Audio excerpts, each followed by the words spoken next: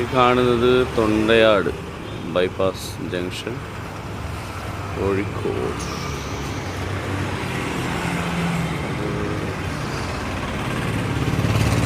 ഭഗവതി ക്ഷേത്രം.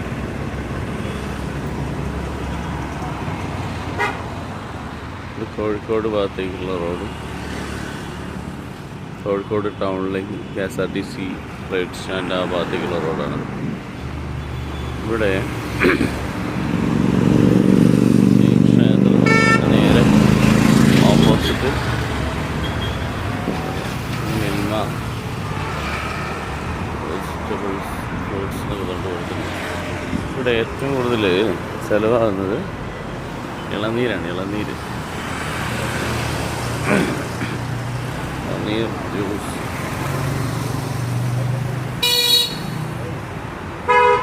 ഏകദേശം 10 മണി വരെ